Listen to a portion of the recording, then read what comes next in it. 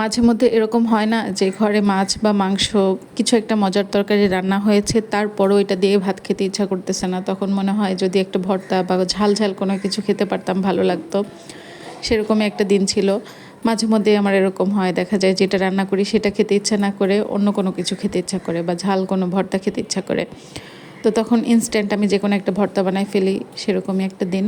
তো ইনস্ট্যান্ট ভর্তার কথা মাথায় আসলে আগে আলু ভর্তার কথাই মাথায় আসে, কারণ আলুটা ঘরে সবসময় অ্যাভেলেবেল থাকে। আর নিজের ঘরে না থাকলেও পাশের বাসার কোনো ভাবির ঘরে তো আলু থাকবেই। আলুটা সব থেকে সহজলভ্য এবং সবার ঘরেই কম বেশি থাকে। তো দেখা যায় যে আলুটাই বেশি ভর্তা করা হয়।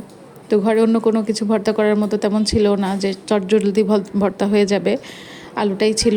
আলুটা তার সাথে সাথে আমি প্রেসার কুকারে দিয়ে সিদ্ধ করে নিয়েছিলাম। আর বেশি করে কাঁচা পেঁয়াজ দিয়েছি ভর্তাতে। আর এই ভর্তাতে কিন্তু আমি কাঁচা পেঁয়াজ আর শুকনা মরিচ দিয়েছি, তারপর দিয়েছি বেরেস্তা করা পেঁয়াজ মরিচ। এই সব কিছু মিক্স করে একটা ভর্তা বানাইছি। এটা খেতে কিন্তু অনেক মজা।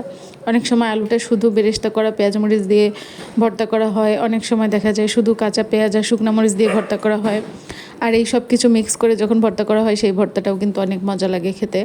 আজকে এভাবেই ভর্তা করলাম। আর ভর্তাটা মাখাতে মাখাতেই আমার একদম জিভে পানি চলে আসতেছিল। আর সত্যি কথা বলতে, যখন ইনস্ট্যান্ট একটা ভর্তা খেতে ইচ্ছা করে আর সাথে সাথে বানিয়ে খাওয়া যায়, সেই ভর্তাটা মনে হয় ডাবল স্বাদ হয়ে যায় আরও বেশি। তো যাই হোক, এভাবে করে ভর্তা মাখিয়ে নিলাম। আর এই ভর্তাটা দেখে কার কার খেতে ইচ্ছা করছে কমেন্টে জানাবেন। আর আমার মতো এরকম ভর্তা খেতে কে কে পছন্দ করেন অবশ্যই আপনারা জানাবেন। ভর্তা বা ঝাল কোনো জিনিস হইলেই আমার একটু ক্রেভিংসটা বেড়ে যায়, বা ভাত খাওয়া আর যে রুচিটা সেটা বেড়ে যায়। তো আজকের মতো বিদায় নিচ্ছি, আল্লাহ হাফেজ।